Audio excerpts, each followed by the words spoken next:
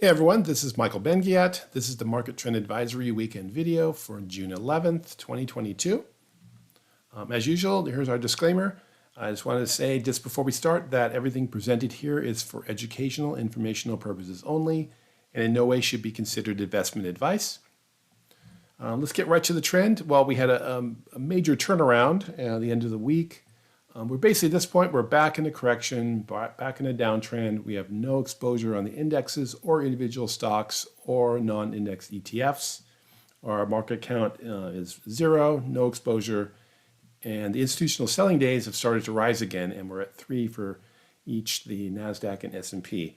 So just early in the week, it looked pretty rosy, and it just reversed very quickly, which is one reason why you have to be almost like a tree bending in the wind in the stock market. And you can't get too,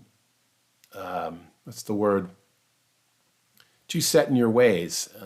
You can't say, hey, I'm going to be, it's super bullish, because it can change in just a couple of days, as we've seen. If you get too bearish, it can be the opposite. Suddenly the market just takes off and you've missed it because of sort of your preconceived notions of what the market should do. So that's why we always try to only look at what the market is doing. In terms of our investing strategies, I'm going to talk a little bit about this. We talked last week, and I'll mention, kind of go over it again. We've added a composite strategy return, and for the QQQ-based strategy, we're at minus 9.79%, and you notice that's the same as our market count 1x, which we've brought back. That's no leverage. That's just using our market count system with the QQQ. And then for the SPY-based investment, we're at minus 11.24%, again, which is the same as the market count 1x. And what we did last week, as I talked about, we have a little chart here when we're going to be using the different strategies. And so when the indexes are in negative territory for the year, we're going to be using the 1x, which means we have no leverage. We're just using the QQQ or SPY with our market count system.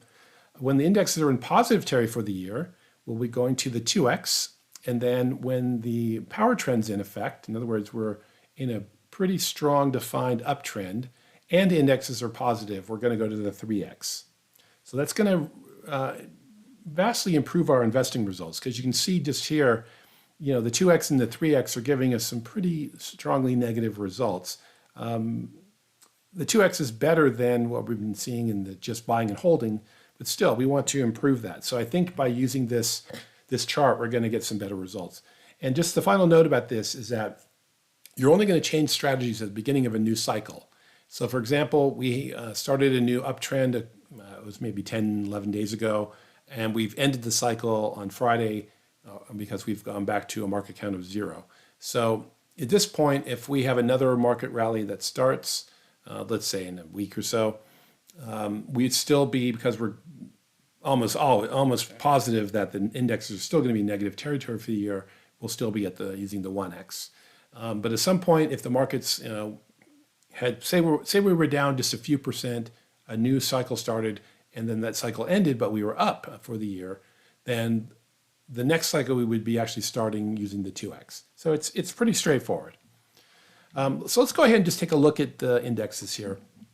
So you can see here where the arrow's pointing, that was the follow-through day. We had a nice 2-day rally. It looked pretty strong. We started getting support at this 21-day moving average, which is the green line, which actually flattened out as opposed to the 200-day, the black line, or the 50-day, which are still pointing down. So it looked like the market was getting some support there. And,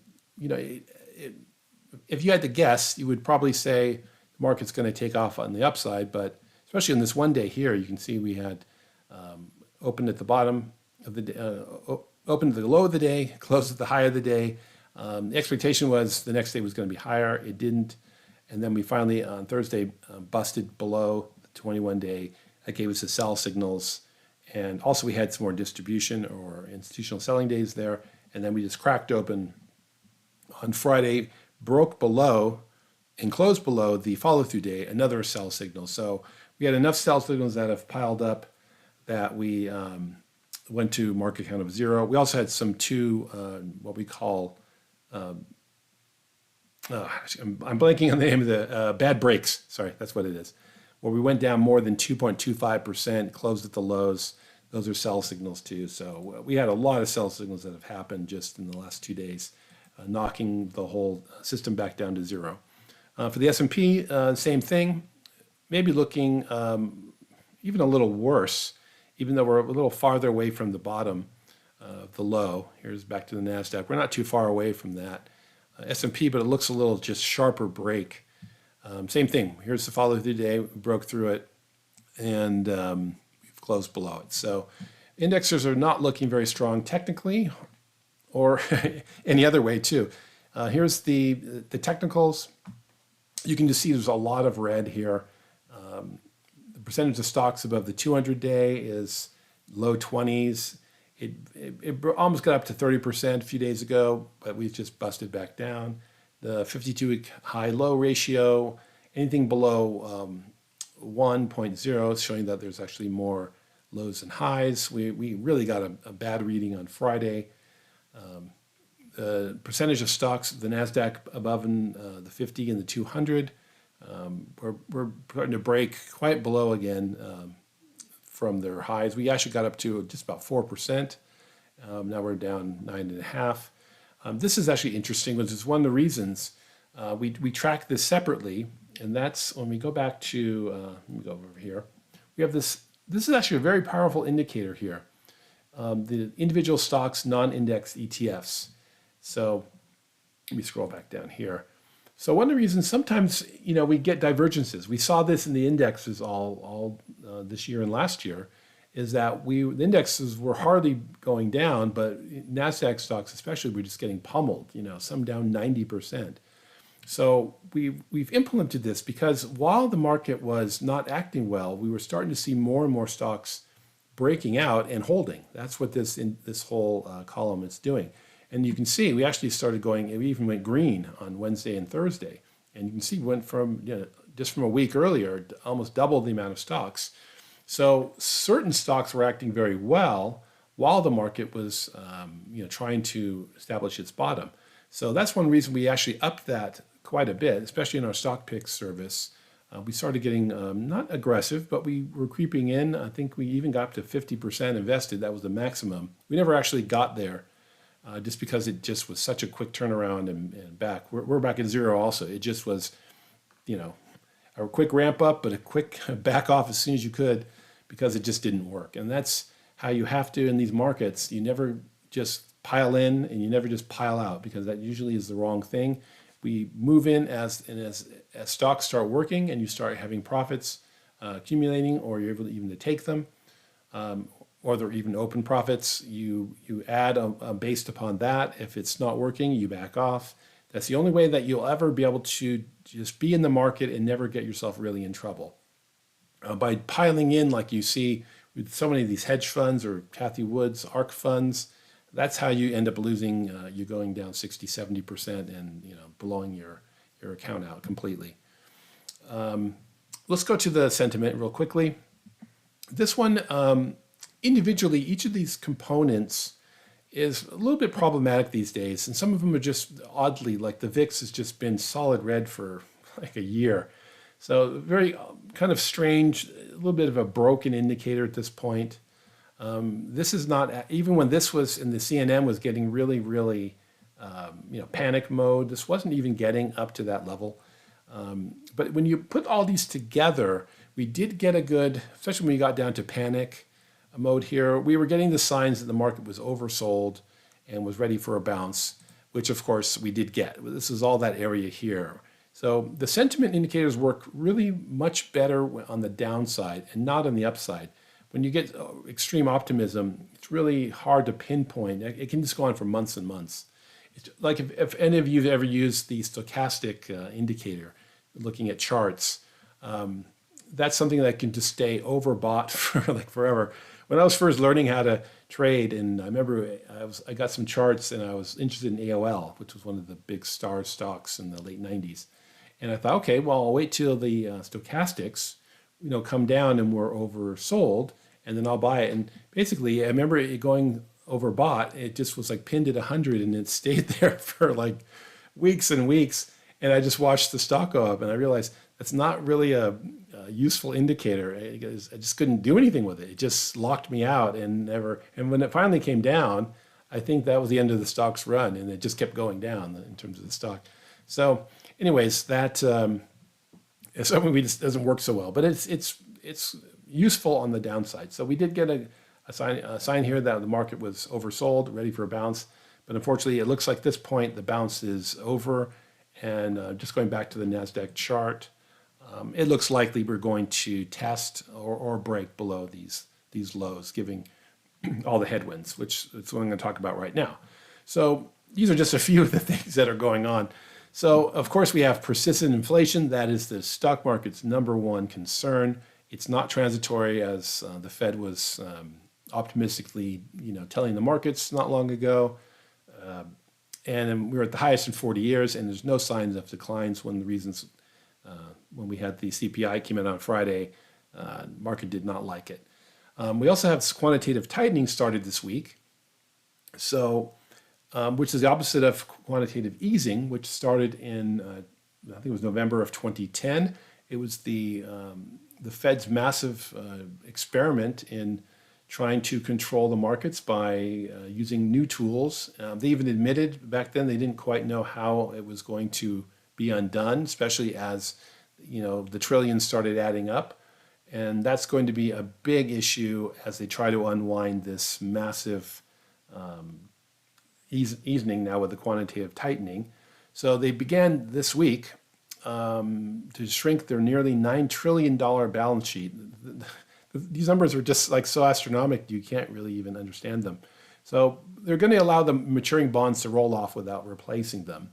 And all else being equal, the process will reduce liquidity by removing a huge buyer of U.S. Treasuries and MBS, which is mortgage-backed securities, and that will be weighing on prices and lifting yields. So they're trying to do this in a way that will not disrupt the market. It's I'd say almost good luck with that, because and sadly, if you look at a lot of the issues and the bubbles and the issue where we are right now, a lot of it is actually caused by the Fed, and then the market looks to the Fed to fix the problem. So they're the cause of all the asset bubbles that have happened. If you look at a chart of the stock market, especially the last 10 years, 12 years, and interest rates, when they started on this quantitative easing, you'll see that it just went parabolic both ways, and on the downside. And of course, that has to be all undone. You can't manipulate the markets for that long and expect that it's just going to be rosy and everything, assets just go up and up and up and up. Look at real estate, look at crypto, all of these markets. So unfortunately, I think that's all going to be starting to unwind, and will probably not be the smooth process that everyone hopes. The next thing is that we have the Fed put, which again, the Fed was always there to backstop the markets. Whenever there was any kind of a problem, the Fed would just open the spigots, cut interest rates, and fix the issue. Well, it doesn't seem to be something that can be done.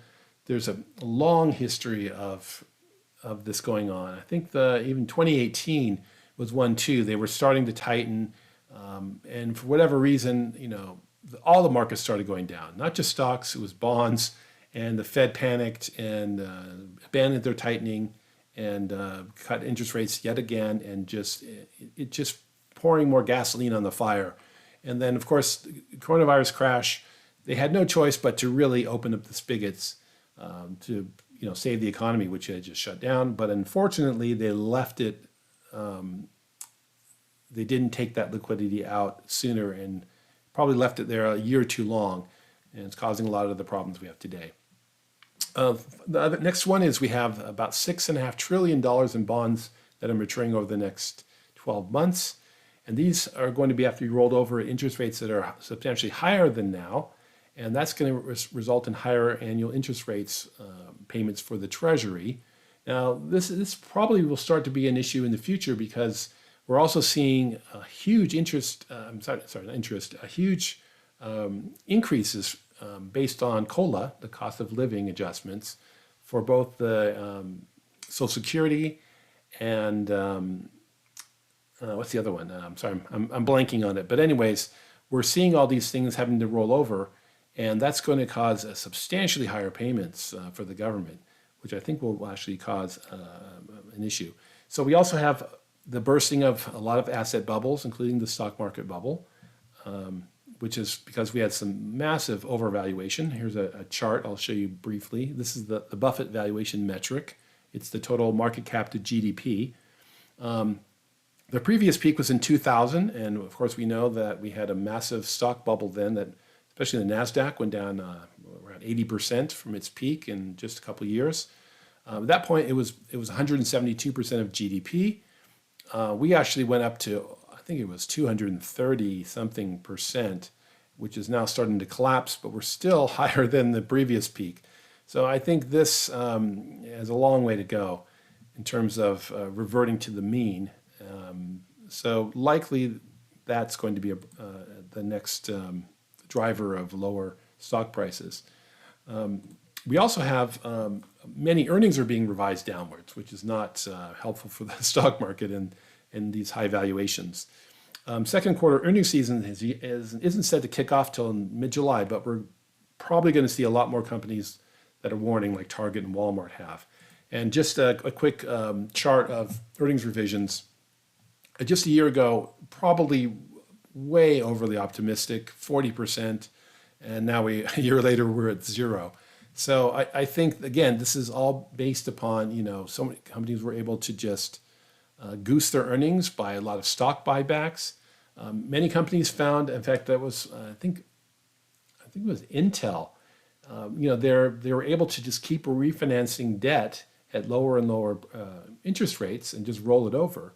But at the same time, they're also accumulating more and more debt. And I think it was Intel that actually said that they were going to not use any of that money when they were borrowing money basically at zero interest rates. They weren't going to use it to actually pay down debt or anything, but they were going to use it for stock buybacks to just make their stock look higher because they have less shares and other things that go along with stock buybacks. So that will probably be another driver of the market that will, because the stock buybacks have been a huge thing, especially over the last few years.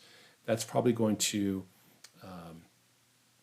stop because of higher interest rates, and that's going to affect earnings with less buybacks going on.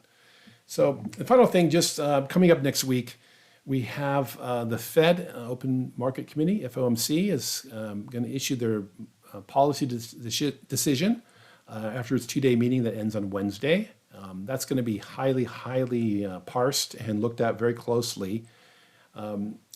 And he's going to have a press conference after that because the FOMC is all but guaranteed to raise its Fed funds rate by 0.5 percentage point. And it's also looking like the next 3 or 4 meetings, they're starting to price in that we're going to get 0.5 point increases then too. And then the Fed officials are going to be also updating their projections for growth, unemployment, inflation, and interest rates. This is going to be high. So this Wednesday is probably going to be another sort of fireworks day, depending what they say. Then also on Tuesday, we have the Bureau of Labor Statistics PPI. And then on Wednesday, we also have the Census Bureau's retail sales data and the Conference Board's leading economic index for May. So these are all going to be just really looked at closely for any kind of clues that the Fed will be able to stop raising rates sooner than later, and off to the races we go. Doesn't look likely, but Wall Street is, if anything, is super optimistic all the time until they get super bearish, and then when they do, that's usually the bottom, and we'll be set for a big rally at that point in a new bull market. But it looks like we're probably a ways away from that. Okay, so we'll be back next week with another video, and see what happens during the week. Okay, thanks a lot.